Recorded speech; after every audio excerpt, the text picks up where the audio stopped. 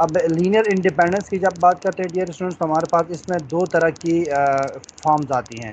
पहली फॉर्म हमारे पास आती है लीनियर इंडिपेंडेंट, लीनियरली इंडिपेंडेंट, और दूसरा हमारे पास आता है लीनियरली डिपेंडेंट। ये दो तरह की फॉर्म्स होती हैं जब भी हम लीनियरली इंडिपेंडेंस की बात करेंगे, linearly independent and linearly dependent.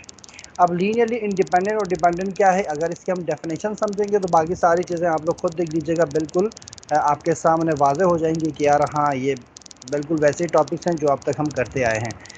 Linear independent के लिए सिर्फ सिंपल इतना सी बात है कि जो भी हमारे पास गिवन सेट ऑफ वेक्टर्स होगा उसका जो भी लीनियर सिस्टम बनेगा वो हमेशा हमेशा होमोजीनियस बनेगा।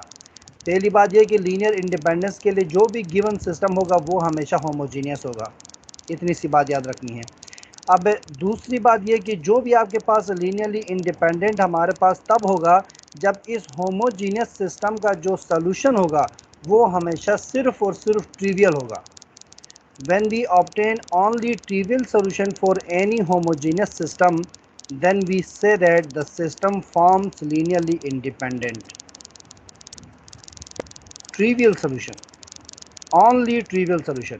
और ट्रिवियल सोल्यूशन क्या होता है, इसकी डायमेंशन क्या होती है, क्यों इसको हम ट्रिवियल सोल्यूशन कहते हैं, ये हम पिछले टॉपिक में ही डिस्कस कर चुके हैं डिटेल के साथ। और लीनियरली डिपेंडेंट डियर स्टूडेंट, इसके लिए भी लाजमी तौर पर आपके पास जो सिस्टम होगा वो होमोजीनियस होगा। अच्छा, होमोजीनियस सिस्टम की एक प्रॉपर्टी आप लोग सब जानते हैं कि होमोजीनियस सिस्टम हमेशा हमेशा कंसिस्टेंट होते हैं। ठीक है जी, इसका मतलब है कि इन दोनों लीनियर इंडिपेंडेंट और डिपेंडेंट दोनों के लिए जो भी सिस्टम होगा वो कंसिस्टेंट होगा, दोनों के सोल्यूशन एग्जिस्ट करेंगे। अब डियर स्टूडेंट्स, लीनियरली डिपेंडेंट के लिए भी होमोजीनियस सिस्टम होगा, लेकिन क्या फ़र्क होगा कि इस फॉर्म के लिए, इस नेचर के लिए वो तमाम सॉल्यूशंस पॉसिबल होंगे जो ट्रिवियल के अलावा होते हैं। आपको मालूम है हमारे पास सिर्फ दो तरह के सॉल्यूशंस होते हैं, एक यूनिक सॉल्यूशन और एक मैनी सॉल्यूशन। अब यूनिक सॉल्यूशन के लिए जब ट्रिवियल होगा तो तब ये लीनियर इंडिपेंडेंट होगा, और ट्रिवियल से हट के जो भी सॉल्यूशन होगा अदर देन ट्रिवियल, यानी पॉइंट अदर देन ओरिजिन, क्योंकि ट्रिवियल की जब हम बात करते हैं तो ट्रिवियल क्या होता है कि एक पॉइंट ही होता है लेकिन वो हमेशा हमेशा ओरिजिन पर लाई करता है, जिसके अंदर तमाम अननोन की वैल्यूज़ ज़ीरो होती हैं। लेकिन अगर हमारे पास एक पॉइंट हो जिसकी तमाम वैल्यूज़ ज़ीरो ना हो तो वो हमारे पास पॉइंट ओरिजिन पर नहीं होता, ओरिजिन से हट कर कहीं होगा। ठीक है, तो जितने भी हमारे पास यूनिक सोल्यूशंस होंगे अदर देन ट्रिवियल, जब ट्रिवियल ऊपर है तो इसके अंदर अब ट्रिवियल सोल्यूशन नहीं होना चाहिए। यूनिक बट नॉट ट्रिवियल, चलें ये भी लिख देता हूँ, बट नॉट ट्रिवियल।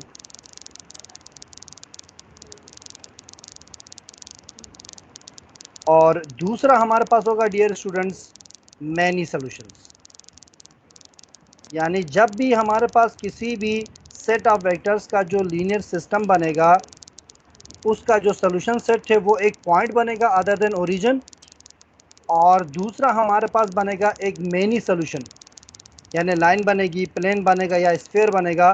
तो ये हमारे पास जो फॉर्म ऑफ द सॉल्यूशन होगा वो लीनियरली डिपेंडेंट होगा। आपने देखा डियर स्टूडेंट्स, एक बार फिर हमारे पास जो टॉपिक है वो डिपेंड करता है इसके सॉल्यूशन पर। तो किसी भी सेट ऑफ वेक्टर्स का या किसी भी मैट्रिक्स का या किसी भी लीनियर सिस्टम का सॉल्यूशन निकालना हम लोग अच्छी तरह जानते हैं, और उस सॉल्यूशन को निकालने के बाद सॉल्यूशन को देख करके हम कंक्लूड करेंगे। सिंपल, देखें काम सारा वही है, सिर्फ कंक्लूजन डिफरेंट होगा। तो अगर डियर स्टूडेंट्स हमारे पास किसी भी सेट ऑफ वेक्टर का जो लीनियर सिस्टम बनेगा उसके सॉल्यूशंस अगर ट्रिवियल होंगे, सिर्फ और सिर्फ ट्रिवियल होंगे, तो वो लीनियरली इंडिपेंडेंट होगा। और ट्रिवियल से हट करके कोई पॉइंट होगा अदर देन ओरिजिन और मैनी सॉल्यूशंस होंगे तो वो लीनियरली डिपेंडेंट होगा। बस इतनी सी बात है। अब इसकी जो कंप्यूटेशंस होंगी वो आप देख सकते हैं कितनी सिंपल हमारे पास कंप्यूटेशन होंगी। अब इसकी आपकी जो टेक्स्ट बुक है उसके अंदर डेफिनेशन क्या कह रहा है, डेफिनेशन के अंदर कह रहा है कि अगर हमारे पास एक सब स्पेस है, यानी सब स्पेस हमारे पास मौजूद है जिसके अंदर आपके पास सपोज दो वेक्टर हो सकते हैं, तीन वेक्टर हो सकते हैं, चार हो सकते हैं, क्योंकि ये नॉन एम्प्टी होगा लाजमी तौर पर, क्योंकि जब ये नॉन एम्प्टी होगा जब भी तो इसके अंदर हम कंप्यूटेशन करेंगे। अगर ये एम्प्टी होगा तो कंप्यूटेशन कहाँ से होंगे, तो लाजमी तौर पर ये नॉन एम्प्टी होना चाहिए। अब देखें यहाँ पर कितने वेक्टर्स हैं, up to n, one V1 V2 V3 V4 up to Vn। अब यहाँ पर 2 वेक्टर भी हो सकते हैं, 3 भी हो सकते हैं, 4 भी हो सकते हैं, इन जनरल ये Vn तक जाएगा। ठीक है, तो कह रहे हैं कि ये देखिएगा यहाँ पर, तो जब हम इसकी लीनियर कॉम्बिनेशन बनाएंगे, जितने भी वेक्टर होंगे उसके लीनियर कॉम्बिनेशन बनाएंगे, तो डियर स्टूडेंट्स देखिएगा यहाँ पर ये जो लेफ्ट हैंड साइड पर है k1 into V1 plus k2 into V2 plus k3 into V3 plus kn into Vn, ये हमारे पास लीनियर कॉम्बिनेशन कहलाती है। और जैसे कि मैंने ऊपर बता दिया, इस लीनियर कॉम्बिनेशन की जो फॉर्म होगी वो हमारे पास होमोजीनियस फॉर्म होगी। तो यहाँ पर इक्वल टू बी या डब्ल्यू की जगह 0 लिखा हुआ है, यानी अगर इस पर ज़रा गौर करें तो ये आपके पास ये वाली फॉर्म है, general algebraic form AX equal to 0, जो कि हमारे पास कहलाता है homogeneous form of the linear systems. तो अगर हमारे पास ये homogeneous form of the linear system होगी तो कह रहे हैं कि it has at least one solution, only one solution, namely इसका नाम क्या होगा, जितने भी अननोन्स होंगे उन अननोन की वैल्यू 0 होगी। तो किसी भी लीनियर सिस्टम के लिए जब तमाम अननोन की वैल्यू 0 होती है तो उस सोल्यूशन को हम क्या कहते हैं, ट्रिवियल सोल्यूशन कहते हैं।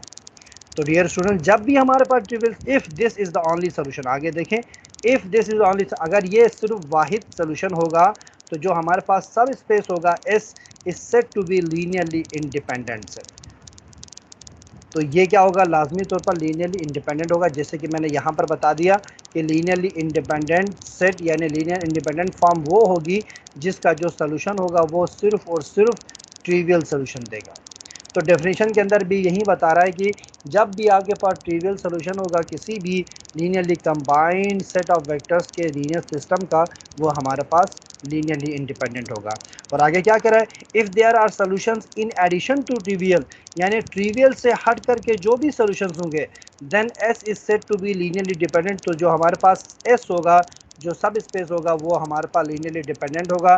तो इसका डिटेल मैंने बता दिया कि हमारे पास प्रीवियस सोल्यूशन से हट करके जो यूनिक सोल्यूशन होगा अदर देन ओरिजिन पर जो पॉइंट होगा और मैनी सोल्यूशन होगा, दोनों के लिए हमारे पास क्या होगा, ये लीनियरली डिपेंडेंट कहलाएगा। ठीक है बेटा।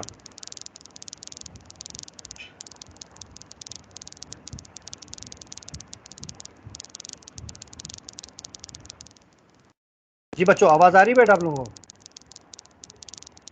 सर आ रही है, क्लियर है सर। Okay, thank you.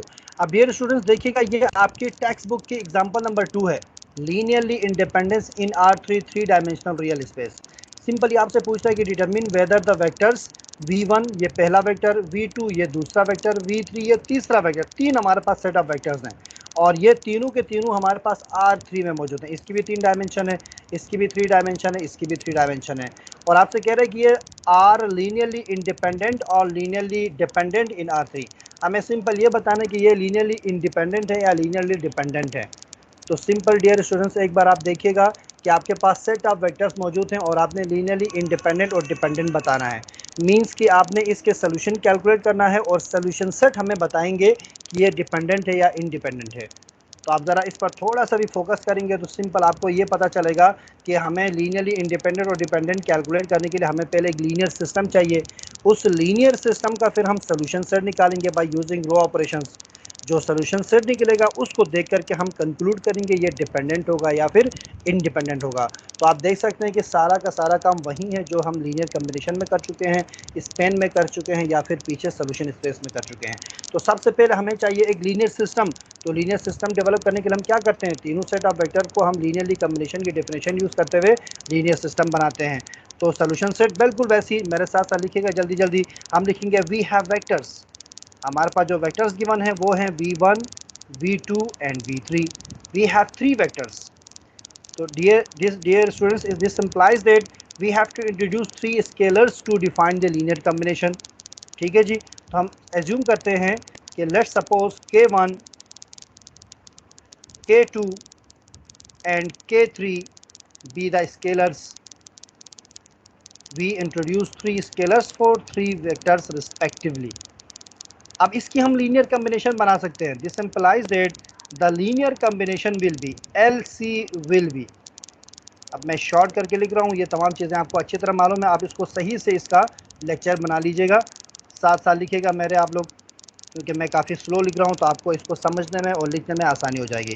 तो LC means linear combination will be, क्या होगा बेटा हमारे पास linear combination, first scalar into first vector K1 V1 plus second scalar into second vector k2v2 plus third scalar into third vector k3v3, और ये लाजमी तौर पर होमोजीनियस होना चाहिए, इस बिना पर ये इक्वल टू 0। इसको हम देते हैं इक्वेशन नंबर 1। तो आपने देखा लीनियर कम्बिनेशन के अंदर भी हमने यही स्टेप किया था, स्पेन के अंदर भी यही काम किया था हमने, बिल्कुल वही काम चल रहा है, देखेगा। अब ज़रा यहाँ पर आ जाएं आप डियर स्टूडेंट्स, ये जो टेक्स्ट बुक का सोल्यूशन है, तो ये देखें ये वाली इक्वेशन मैंने डेवलप कर दी ये वाली।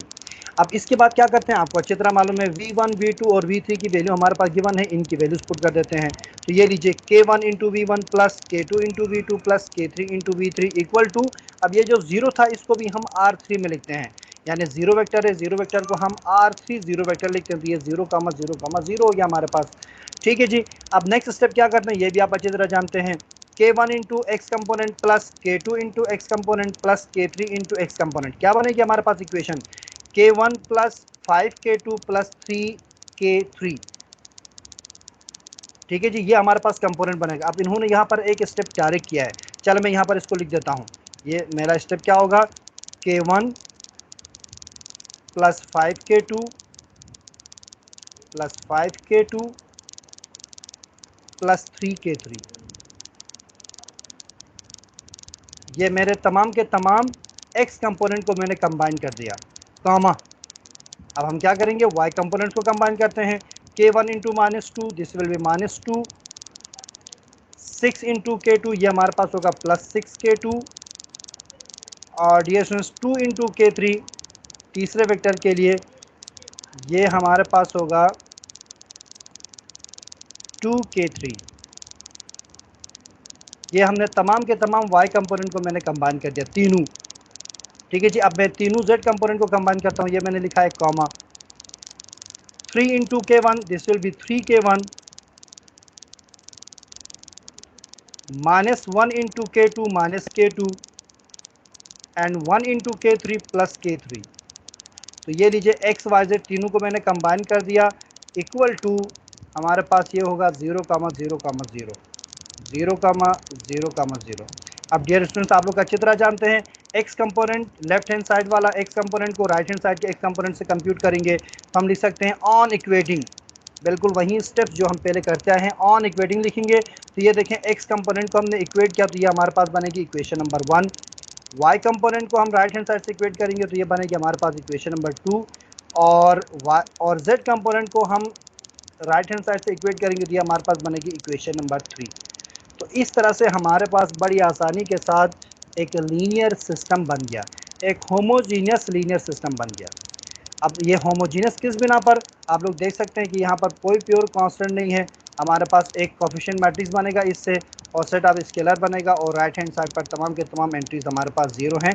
तो ये हमारे पास एक होमोजीनियस लीनियर सिस्टम बन गया। जब हमें लीनियर सिस्टम मिल गया डियर स्टूडेंट्स, तो आप लोग अच्छी तरह जानते हैं लीनियर सिस्टम का हमने सोल्यूशन सेट निकालना है। लीनियर सिस्टम का सोल्यूशन सेट निकालने के लिए हम क्या करते हैं, जो भी हमारे पास सिस्टम बनेगा उसकी हम आर्गुमेंटेड मैट्रिक्स बनाते हैं। तो चलें जी जल्दी से बना लेते हैं इस सिस्टम की आर्गुमेंटेड मैट्रिक्स। आर्गुमेंटेड मैट्रिक्स और कोफिशिएंट मैट्रिक्स दोनों सेम होंगी क्योंकि ये होमोजीनियस सिस्टम है। तो ये लीजिए ए सब बी इक्वल टू, ये हमारे पास क्या होगा 1 5 3 -2 6 2 3 -1 1, ये हमारे पास आ गई आर्गुमेंटेड मैट्रिक्स। अब इस मैट्रिक्स पर हमने रो ऑपरेशन लगा करके क्या करना है, सोल्यूशन सेट निकालना है जो हमें बताएगा लीनियर डिपेंडेंट है या इंडिपेंडेंट है। चलें जी जल्दी से रो ऑपरेशन कर देते हैं। तो ये हमारे पास होगा 2r1 प्लस r2 पहला ऑपरेशन, और दूसरा मेरे पास ऑपरेशन होगा -3 से मल्टीप्लाई करवा देंगे r1 को, और r3 में ऐड करवा देंगे प्लस r3। चलें जी स्टूडेंट जल्दी से करके मुझे बता दीजिए, शाबाश।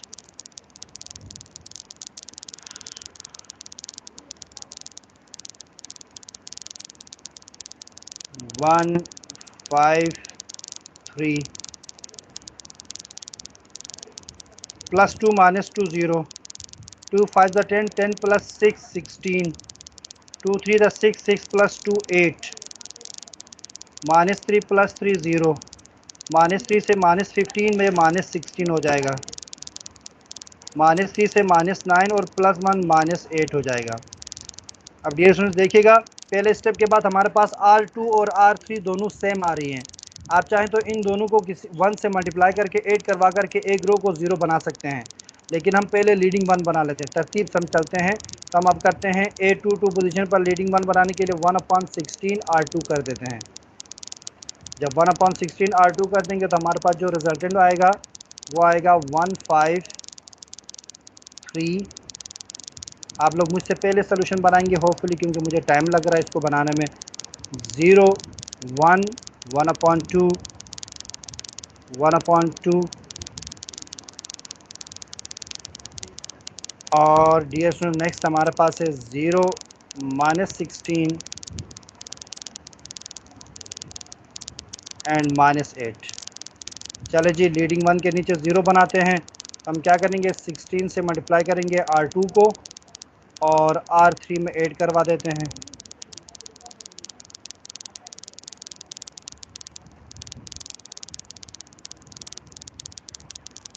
तो हमारे पास जो रो 3 होगी वो पूरी की पूरी 0 होगी, जैसे हमें नज़र आ रहा है। 153 0 1 1/2 एंड 0 + 0 0 +16 -16 0 और ये -8 +8 -8 0। तो R3 पूरी की पूरी हमारे पास 0 आ गई है। तो चलें जी, ये हमारे पास इसकी रो इक्विवेलेंट फॉर्म आ गई। अब इसके हम पैरामेट्रिक इक्वेशंस बना लेते हैं।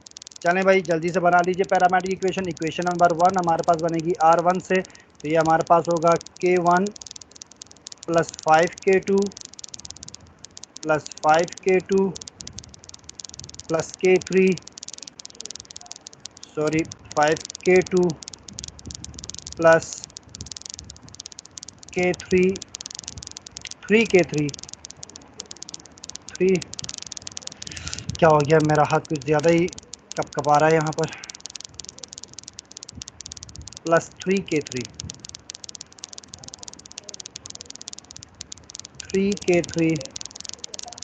Is equal to 0। ये इक्वेशन नंबर 1। R1 से इक्वेशन नंबर 1 बन गई हमारे पास।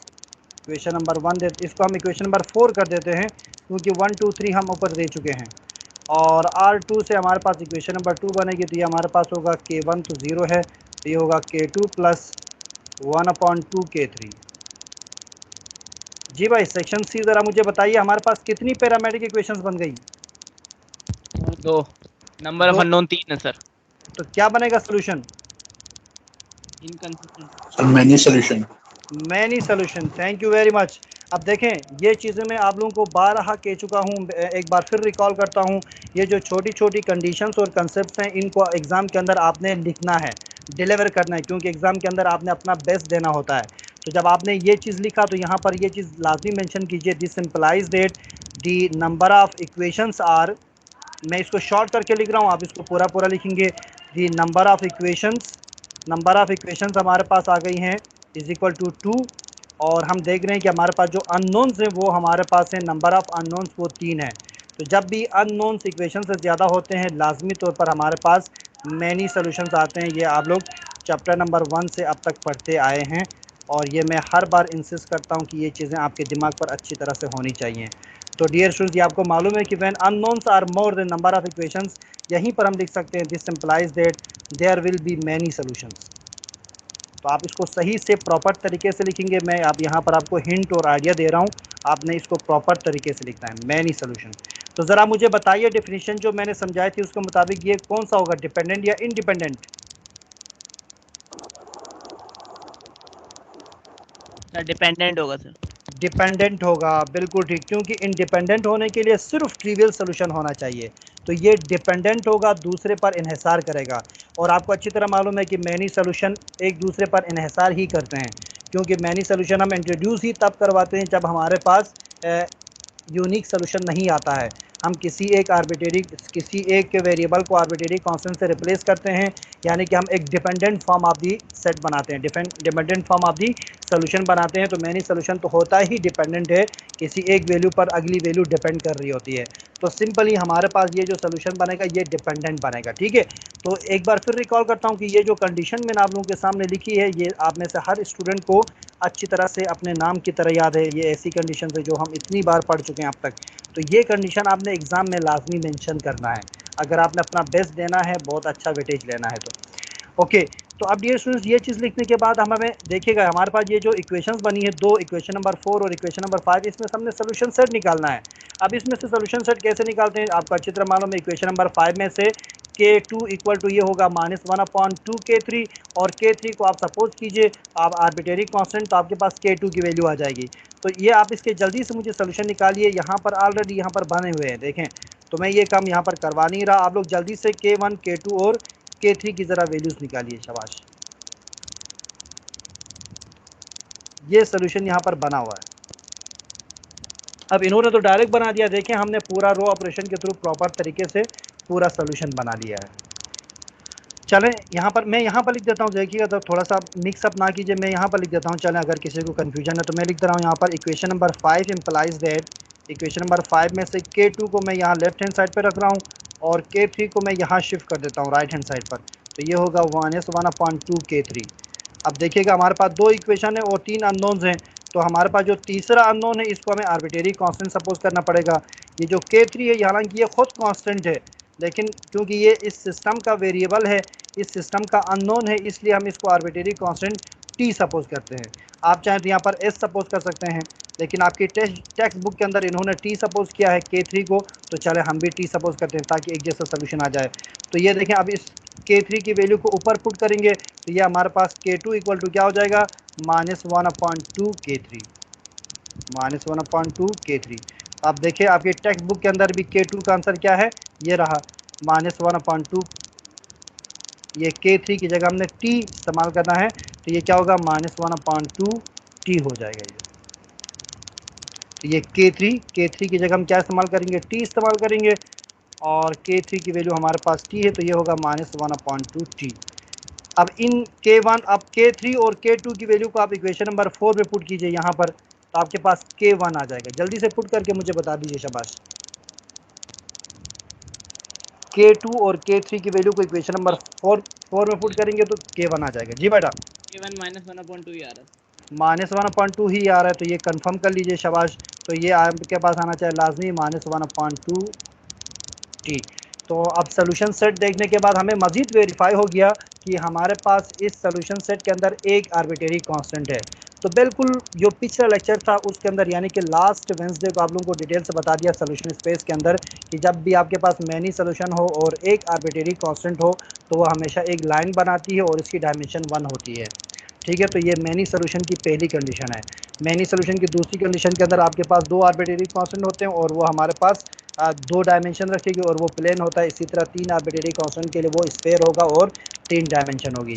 तो मतलब ये हुआ कि ये हमारे पास स्पेन भी करेगा और ये हमारे पास क्या करेगा, लीनियरली इंडिपेंडेंट फॉर्म हमारे पास बना रहा है, सॉरी डिपेंडेंट फॉर्म हमारे पास बना रहा है, क्योंकि हमारे पास जो सोल्यूशन की नेचर है वो है मैनी सोल्यूशन। तो चलें फाइनली इसको अब हम कंक्लूड कर लेते हैं। तो ज़रा कंक्लूजन देखिएगा हम किस तरह से लिखते हैं। तो कंक्लूजन में यहाँ लिखवा देता हूँ, hence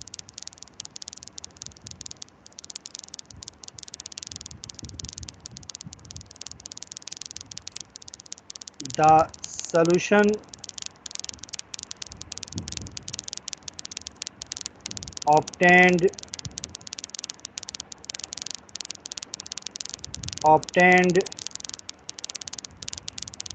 is many. This implies that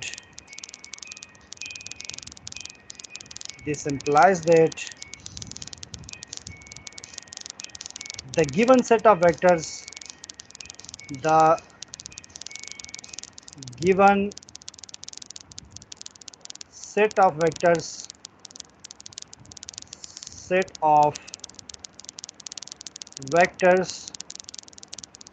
और हमारे पास जो गिवन सेट ऑफ वेक्टर्स हैं वो थे V1 vectors, V1 V2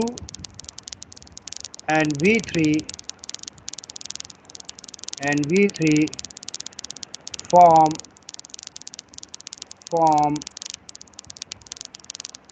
linearly dependent linearly, आप इसको पूरा लिखेंगे लीनियरली डिपेंडेंट, ये भी आप पूरा लिखिएगा, मैं शॉर्ट करके लिख रहा हूँ, DE पे लिख रहा हूँ, इसका मतलब है डिपेंडेंट। आपने इस तरह शॉर्ट करके नहीं लिखना है, मैं बार बार ये चीज़ें बता रहा हूँ कि आपने पूरा का पूरा लिखना है। लीनियरली डिपेंडेंट सेट इन R3, क्योंकि हमारे पास जो set given set of vectors थे वो R3 में थे, तो ये हमारे पास जो सोल्यूशन बनेगा ये R3 के अंदर ही बनेगा। तो डियर स्टूडेंट्स, ये सिंपल सा कंक्लूजन है जो हमें लिखना है। तो ये जो कंक्लूजन आप लिखेंगे वो आपका जो क्वेश्चन का स्टेटमेंट होगा वहीं को आपने थोड़ा सा उसके अंदर अपनी वर्डिंग यूज़ करते हुए एक कंक्लूजन लिखना है, क्योंकि स्टेटमेंट के अंदर आपसे क्या पूछा था, determine that V1 V2 and V3 form linearly dependent और लीनियरली इंडिपेंडेंट इन R3। तो हमने सिंपल क्या कह दिया, the given set of vectors V1 V2 and V3 form linearly dependent in R3। तो जो इस क्वेश्चन का स्टेटमेंट था उसी क्वेश्चन के स्टेटमेंट को हमने कंक्लूजन के अंदर कन्वर्ट किया है। तो इसको आप अपनी वर्डिंग में लिख सकते हैं, इनको आपने याद करना या इसको रट्टा लगाने की ज़रूरत नहीं है। तो आप सोल्यूशन को देख करके अपनी वर्डिंग यूज़ कर सकते हैं। ग्रामर के मिस्टेक हो सकती है, कोई मसला नहीं है, ग्रामेटिकल मिस्टेक हो सकती है, लेकिन आपका जो मैसेज जा रहा है, जो आपका कंसेप्ट है वो क्लियर होना चाहिए, आप क्या कहना चाह रहे हैं। सर जी बेटा। सर अगर क्वेश्चन में सोल्यूशन सेट पूछे भी नहीं तो वहाँ पर कंडीशन से बस हम लोग वेरीफाई कर सकते हैं कि वो R3 में मतलब डिपेंडेंट है कि इंडिपेंडेंट है। बिल्कुल बिल्कुल, लेकिन अब वहाँ फिर आपको वहाँ पर रुकना पड़ेगा जहाँ पर यूनिक सोल्यूशन आएगा। जब यूनिक सोल्यूशन आएगा फिर आपको सोल्यूशन निकाल के देखना पड़ेगा, क्योंकि यूनिक सोल्यूशन एक पॉइंट होता है, वो ओरिजिन पर होगा या फिर आपके पास वो ओरिजिन से हट करके होगा। यानी ओरिजिन पर होगा तो ट्रिवियल, अगर ओरिजिन पर नहीं होगा तो आपके पास अदर देन ओरिजिन वाली पोजीशन आएगी। तो वहाँ पर आपको सोल्यूशन कैलकुलेट करना पड़ेगा हर हाल में। तो इसीलिए यहाँ पर मैनी सोल्यूशन की कंडीशन हमारे पास बन रही थी, हालांकि पीछे ये देखें मैनी सोल्यूशन हमने पहले कह दिया था कंडीशन के बाद, तो यहीं पर हम ये कंक्लूजन लिख सकते थे, हमें ये सोल्यूशन सेट बनाने की ज़रूरत ही नहीं थी। तो इस कंडीशन के अंदर येस आप कर सकते हैं। जब आपने कह दिया according to the condition many solution है, तो लाजमी ये लीनियरली डिपेंडेंट होना चाहिए, डायरेक्ट आप ये कंक्लूजन लिख सकते हैं विदाउट इंट्रोड्यूसिंग दी सोल्यूशन।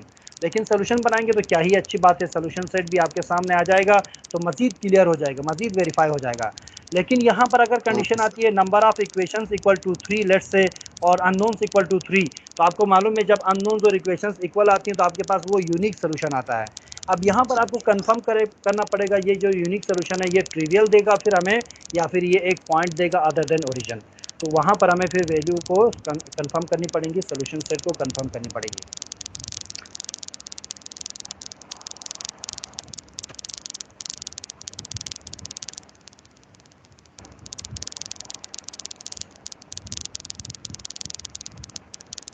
जी बेटा, कंक्लूजन तक आ गए सब?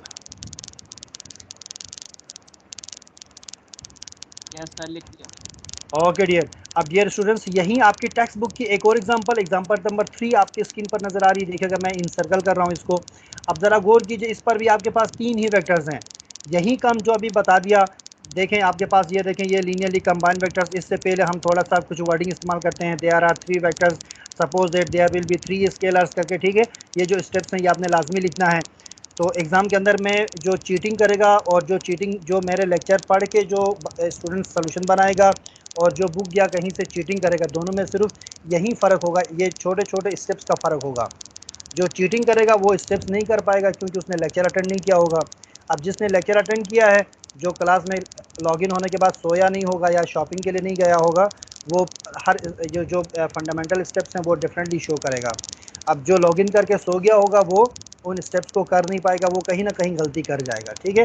तो यही फ़र्क होगा जिस पर आपको अच्छे ग्रेड और फिर वो थोड़ी से कम नंबर वाली कंडीशन बनेगी। तो ठीक है जी, ये आपके पास लीनियर कंबाइंड फॉर्म आ गई। अब इसके अंदर वैल्यूज़ पुट कर देते हैं। वैल्यूज़ पुट करने के बाद एक्स वाई जेड और डब्ल्यू कंपोनेंट को हम कंबाइन करके इक्वेट करते हैं, तो हमारे पास ये इक्वेशंस आती हैं। देखिएगा आपके पास ये होमोजीनियस इक्वेशन आ गई हैं। इसमें से कोफिशिएंट मैट्रिक्स बना लीजिए और इस पर रो ऑपरेशन लगा लीजिए। तो ये देखें सोल्यूशन सेट आपके पास आ चुका है, K1 भी 0 आ रहा है, K2 भी 0 और K3 भी 0। ज़रा देखिए, तो तीनों अननोन की वैल्यूज़ हमारे पास क्या आ रही है, 0 आ रही है। इसका मतलब हुआ कि ये सोल्यूशन कौन सा कहलाएगा, लीनियर इंडिपेंडेंट। हाँ, ट्रिवियल सोल्यूशन कहलाएगा ना। पहले आप लिखेंगे this implies that the solution is trivial, ठीक है, जो कि यहाँ पर लिखा नहीं है। तो आप लोगों ने ये चीज़ मेंशन करना है, आपकी टेक्स्ट बुक में ये चीज़ मेंशन नहीं किया, क्योंकि इंडिपेंडेंट की पहचान ही ट्रिवियल सोल्यूशन है। तो जब हमने ट्रिवियल सोल्यूशन लिख दिया तो इट इज़ ऑब्वियस कि ये हमारे पास क्या बनेगा, लीनियरली इंडिपेंडेंट। ये देखें ये कंक्लूजन। तो आप लोग इसको ट्राई कीजिए, ठीक है। इसको आप लोग ट्राई क्या कीजिए, इसका सोल्यूशन आप लोग अपने लेक्चर नोटबुक का हिस्सा बना लीजिए, 1 या 1.5 पेज छोड़ दीजिए और उस